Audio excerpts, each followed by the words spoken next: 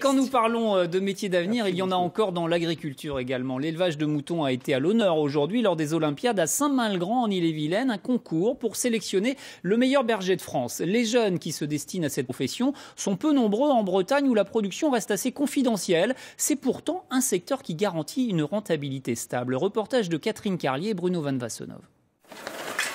Une journée de berger plutôt intense pour ces jeunes établissements agricoles. Tout y passe.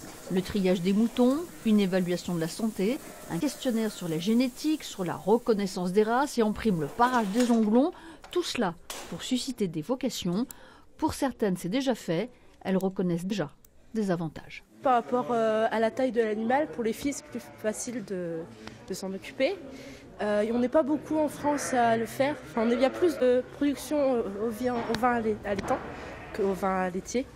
Du coup, je pense que ce serait facile. En plus, en Bretagne, on n'est pas beaucoup d'exploitation, donc ce serait plus facile de s'installer. Mon père avait une exploitation laitière, donc en vache. Je me suis plus intéressé à cette production. Et puis là, le mouton, c'est venu avec l'école. Bon, ça m'intéresse aussi, mais pas particulièrement plus, quoi. Après, peut-être que dans quelques années, s'il faut se diversifier, pourquoi pas, quoi. La diversification, justement, c'est bien ce qui a poussé ce couple, Thierry et Huguette, à prendre il y a 10 ans 450 moutons en plus de leurs 40 vaches laitières.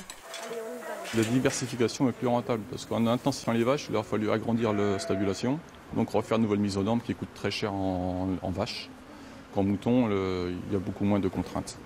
C'est pour ça que c'est beaucoup plus rentable, ce qui amène de la rentabilité.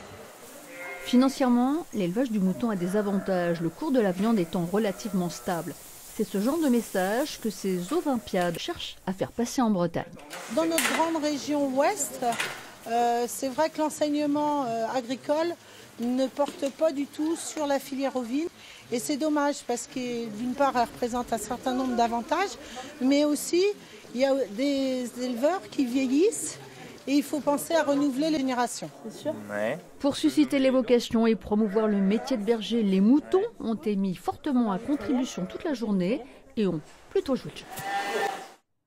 Voilà, et puis bravo à Nicolas Pellier et Jean-Élie Lecrom du lycée agricole L'Heureux qui participaient à ce concours. Ils défendront les couleurs de la Bretagne lors de la finale nationale au Salon de l'Agriculture le 24 février prochain. Comment mieux comprendre